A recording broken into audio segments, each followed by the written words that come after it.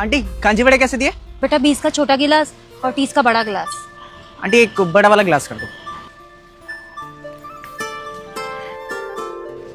ये लो बेटा।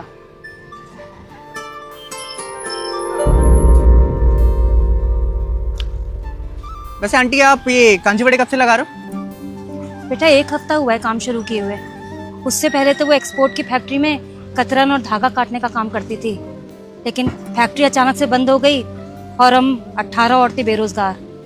अब घर चलाने के लिए कुछ तो काम करना था और बाबूजी के समय पर ये कांजी बड़े बनाना सीखा था मैंने। उनका ठिया था ना बुलंदशहर में, तो और कोई काम आता नहीं था, यही शुरू कर दिया। सेल ठीक ठाक हो जाती है आपकी? बेटा शुरुआत के 1-2 दिन तो सही रहा सब कुछ, लेकिन फिर धीरे धीरे लोग आना कम हो गए। आज के तो तुम दूसरे ही ग्राहक हो।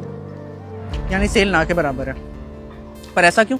बेटा आजकल के लोगों को पिज्जा बर्गर मोमोज खाने पसंद है। ये देसी चीजें कौन ही खाता है। मैं तो ये धंधा शुरू करके पछता रही हूँ। बड़ी मुश्किल से कर्जा लेकर ये काम शुरू किया था। सोचा था आमदनी होगी तो कर्जा भी चुका दूंगी और किसी तरह घर का खर्च भी चल जाएगा।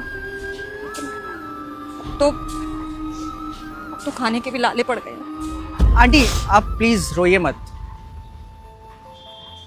आप एक बड़ा वाला ग्लास और लगा दीजिए। अच्छा आंटी आपके घर में कौन कौन है? बेटा मैं हूँ और मेरी 2 बेटियां हैं। हस्बैंड नहीं है? नहीं, वो तो कुछ साल पहले ही छोड़कर चला गया था। दूसरी शादी कर ली उसने। 3 झुग्गी छोड़कर ही रहता है। चलो। आंटी इसे आप खाओ। बेटा ये मैंने ये आपके लिए ही बनवाया था। लेकिन बेटा। आंटी लेकिन वेकिन छोड़िए, आपकी शक्ल से लग रहा है आपने सुबह से कुछ नहीं खाया है, तो प्लीज आप ये खा लीजिए।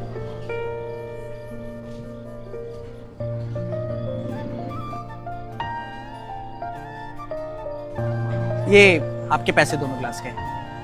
वैसे आंटी कैसा लगा आपको आपके कांजी बड़ों का स्वाद? ठीक ठाक ही है बेटा। हाँ आंटी, बस ठीक ठाक ही है आपके कांजी बड़ों का स्वाद। यही असली कारण है ग्राहकों के यहाँ नहीं आने का।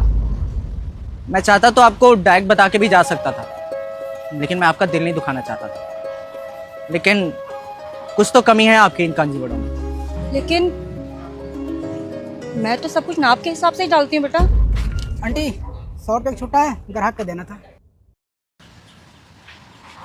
नहीं बेटा मेरे पास तो नहीं है।